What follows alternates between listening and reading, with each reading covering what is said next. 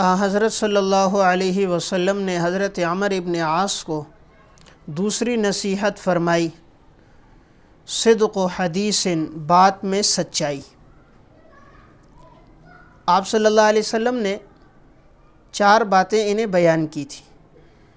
ان میں پہلی بات تھی حفظ و امانت، امانت کی حفاظت کرنا، اور نمبر 2 صدق و حدیث، بات میں سچائی، اور نمبر 3 حسن و خلیقت، اچھے اخلاق، اور نمبر 4 عفت فی طعمت، اور رزق حلال، کہ اپنے آپ کو حرام سے، مشتبہات سے بچانا۔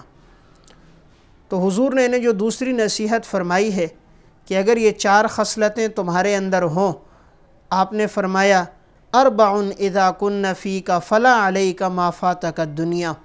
اگر اللہ نے آپ کو یہ 4 خصلتیں دے دیں، گویا آپ سے دنیا کی کوئی چیز فوت نہیں ہوئی، اللہ نے آپ کو دنیا اور آخرت کی تمام نعمتیں عطا کر دی ہیں۔ تو ان میں پہلی بات تھی امانت کی حفاظت، اور دوسری خصلت ہے بات میں سچائی، کہ انسان اپنے آپ کو جھوٹ سے بچائے۔ جھوٹے شخص پر اللہ کی طرف سے لعنت ہے۔ آپ صلی اللہ علیہ وسلم نے سچ کی بہت ترغیب دی۔ آپ نے فرمایا ان الصدق بر وان البر یہدی الی الجنہ وان الکذب فجور وان الفجور یہدی الی النار۔ یقیناً سچ بولنا ایک نیکی ہے، اور یہ نیکی انسان کو جنت لے کر جاتی ہے۔ جھوٹ بولنا ایک گناہ ہے، اور یہ گناہ انسان کو جہنم لے کر جاتا ہے۔ آپ صلی اللہ علیہ وسلم نے فرمایا تاجر الصدوق الامین مع النبیین والصدیقین والشہداء والصالحین۔ جس تاجر میں 2 اوصاف ہوں گے، نمبر 1 امانت دار، نمبر 2 سچ بولنے والا، قیامت کے دن اللہ تعالیٰ اس کو مقام یہ دے گا کہ شہیدوں کے ساتھ، صلحاء کے ساتھ، انبیاء علیہ الصلاۃ والسلام کے ساتھ اللہ تعالیٰ اسے اٹھائے گا۔ ان نیک لوگوں کی اللہ اسے رفاقت دے گا۔ اس لیے دوسری بات آپ نے جو بیان فرمائی ہے وہ ہے بات میں سچائی، کہ انسان اپنے آپ کو جھوٹ سے بچائے، ہمیشہ زندگی سچ پہ گزارے۔ حضور کا وصف بھی کیا تھا؟ صادق اور امین، کہ آپ کی زندگی سچائی میں گزری، آپ کی زندگی امانت داری میں گزری ہے۔ ابو سفیان جس وقت شام گیا تھا تجارت کے لیے، تو ہرقل نے اپنے قاصد کو بھیجا تھا کہ جو نبی آخر الزمان آئے ہیں اور دعوت دیتے ہیں، تو دیکھو اگر وہاں سے کوئی شخص یہاں تجارت کے لیے آیا ہے، اسے بلا کر لاؤ، اس سے چند سوالات کرتے ہیں تو اس کے ذریعے ہمیں معلومات ہو گئے کہ وہ کن چیزوں کا پیغام لے کر آئے ہیں، کن چیزوں کی دعوت دیتے ہیں۔ تو ابو سفیان کو لے کر آئے۔ اب ہرقل نے ابو سفیان کو سامنے بٹھایا، اور پیچھے اس کے ساتھ اور جو ساتھی تھے ان کو بٹھایا، اور ہرقل ان سے مختلف سوالات کیا کرتے تھے، اور ابو سفیان سے کہتے تھے اگر تم سچ نہیں بولو گے تو یہ جو پیچھے تمہارے ساتھی ہیں میں ان سے پوچھوں گا، اور ان سے کہا بھی تھا اگر یہ کوئی بات سچائی کے علاوہ بتلائے تو تم لوگ پیچھے سے اشارہ کر دینا کہ یہ سچ بول رہا ہے یا نہیں۔ تو ہرقل نے ابو سفیان کو بلا کر اپنے سامنے بٹھایا۔ ابو سفیان ایمان نہیں لایا تھا، اور اس وقت وہ اسلام کے خلاف تھا، اسلام کا دشمن تھا، لیکن جس وقت ہرقل نے ابو سفیان سے پوچھا یہ بتاؤ کہ وہ نبی کون سی تعلیمات لے کر آیا، کن باتوں کا تمہیں حکم دیتا ہے، کن باتوں سے بچنے کا کہتا ہے، تو ابو سفیان نے اس موقع پر جو کہا ہے، امام بخاری رحمہ اللہ نے صحیح میں نقل کیا ہے، ابو سفیان نے کہا وَيَأْمُرُنَا بِالصَّلَاةِ وَالزَّكَاةِ وَالصِّدْقِ وَالْعَفَافِ وَالصِّلَةِ۔ وہ ہمیں حکم دیتا ہے نماز قائم کرنے کا، زکوٰۃ دینے کا، سچ بولنے کا، امانت داری کا، صلہ رحمی کا، وہ ہمیں ان چیزوں کا حکم دیتا ہے۔ تو دیکھیے ابو سفیان مسلمان نہیں ہے، لیکن آپ صلی اللہ علیہ وسلم کی جو تعلیمات وہ ہرقل کے سامنے بیان کر رہا ہے، اس میں ایک کیا بات تھی؟ ایک بات سچائی تھی، کہ وہ نبی ہمیں سچائی کا حکم دیتا ہے، کہ غیر مسلم بھی بتلا رہا ہے اسلام کا تعارف کرتے ہوئے کہ اس نبی کی تعلیمات میں سچائی ہے۔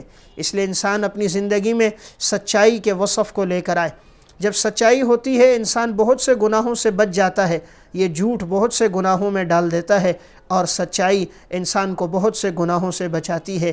جب انسان ایک جھوٹ بولتا ہے تو اپنی بات کو ثابت کرنے کے لیے 20 جھوٹ اسے بولنا پڑتے ہیں، اور جو سچائی پہ کاربند ہوتا ہے اللہ اسے معاشرے میں عزت دیتا ہے، لوگوں کی نگاہوں میں عزت ہوتی ہے کہ یہ شخص سچ بولنے والا ہے، سچائی کے ساتھ زندگی گزارتا ہے۔ اللہ تعالیٰ نے سچے لوگوں کی تعریف کی ہے۔ قرآن کریم میں فرمایا رجال صدقوا ما عاہدوا اللہ علیہ، لوگوں میں سے چند وہ لوگ ہیں کہ جو سچے لوگ ہیں، اللہ سے اگر وعدہ کرتے ہیں اپنے وعدوں کو پورا کر کے دکھاتے ہیں۔ امام بخاری رحمہ اللہ نے صحیح بخاری کے اندر حدیث نقل کی ہے، حضرت انس بن مالک رضی اللہ تعالیٰ عنہ اپنے چچا حضرت انس بن نضر کا واقعہ ذکر کرتے ہیں۔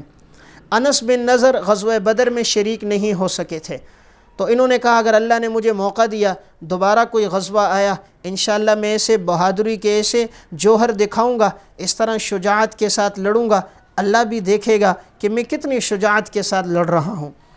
اور جب احد کا معرکہ آیا تو احد کے معرکے میں اتنی شجاعت اور بہادری سے لڑے، دشمنوں کی صفوں کو چیرتے ہوئے آگے بڑھتے گئے، مقابلہ ہوتا رہا، اور جب ان کی شہادت ہوئی ہے تو ان کے جسم پر حضرت انس فرماتے ہیں 80 سے زائد زخم تھے، تلواروں کے، نیزوں کے زخم 80 سے زائد تھے، جسم کا کوئی حصہ نہیں بچا جس پہ زخم نہ ہو۔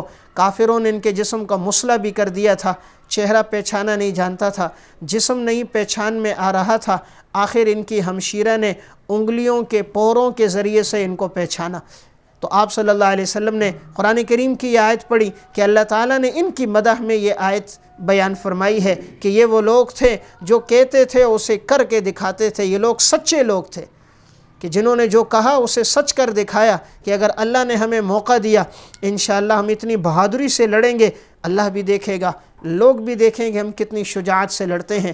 تو جو بات کہی اسے پورا کیا، اللہ تعالیٰ کو یہ پسند آیا، اللہ نے ان کی مدح میں قرآن کی یہ آیت نازل کی ہے۔ تو آپ صلی اللہ علیہ وسلم نے دوسری نصیحت جو بیان فرمائی، دوسری کیا ہے؟ صدق و حدیث، کہ انسان اپنی زندگی میں سچائی کا وصف لے کر آئے، اپنے آپ کو جھوٹ سے بچائے۔ رسول اللہ صلی اللہ علیہ وسلم نے فرمایا وَبِبَيْتٍ فِي وَسَطِ الْجَنَّةِ لِمَنْ تَرِكَ الْكَذِبَ وَإِنْ كَانَ مَازِحًا، سنن ابی داؤد کی روایت ہے، اللہ تعالیٰ جنت کے وسط میں اس شخص کو محل عطا کرے گا جو اپنے آپ کو جھوٹ سے بچائے، اگرچہ مذاق میں جھوٹ کیوں نہ ہو۔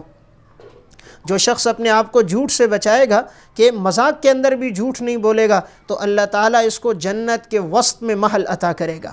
تو اگر ہم میں سے ہر شخص کی یہ خواہش ہوتی ہے کہ مجھے علاقے کے بیچ میں کوئی جھونپڑی بھی مل جائے، انسان کتنا خوش ہو جاتا ہے، چاہے جائے کہ اگر اس کو علاقے کے وسط میں جھونپڑی نہیں محل ملے، اور وہ بھی عام علاقہ نہیں جنت میں ملے۔